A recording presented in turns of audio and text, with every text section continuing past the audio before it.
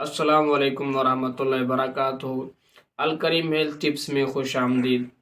آج ہم آپ کے لیے لے کے آئے ایک ایسا نسخہ جو ان حضرات کے لیے بہت ہی مفید ثابت ہوگا جو معدے کی طرح طرح کی بیماریوں میں مبتلا ہیں۔ معدے کا السر ہے، آنتوں میں زخم ہے، بد ہضمی ہے، گیس ہے، اور کھانا کھانے کے بعد کھٹی ڈکاریں آنا شروع ہو جاتی ہیں، آپ کا معدہ زہر کرنا شروع ہو جاتا ہے۔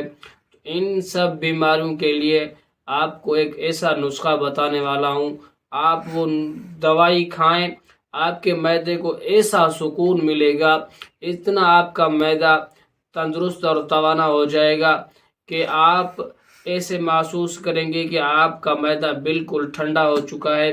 تو اپنا اور ہمارا ٹائم ویسٹ کیے بغیر ویڈیو کی طرف چلتے ہیں۔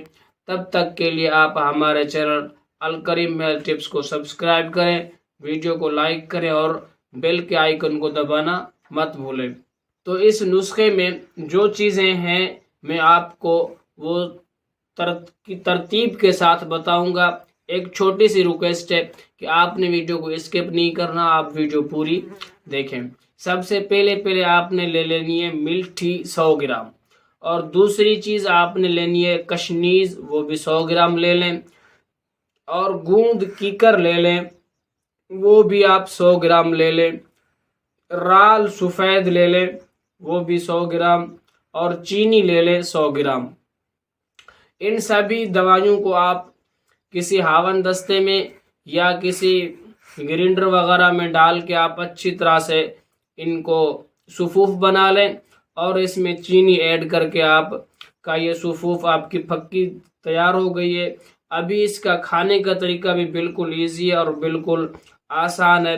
صرف 3 گرام آپ نے صبح کو کھانی ہے، اور 3 گرام آپ نے دوپہر کو کھانی ہے، اور 3 گرام آپ نے شام کو کھانی ہے۔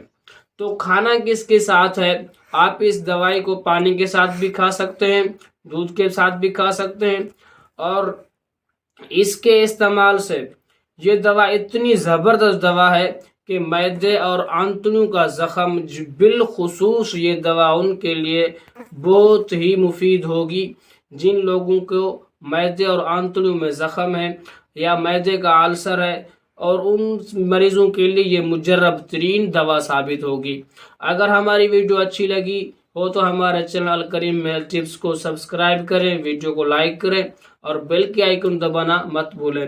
تو چلیے دوست، چلتے اگلی ویڈیو میں، تب تک کے لیے دیجیے اجازت، اللہ حافظ۔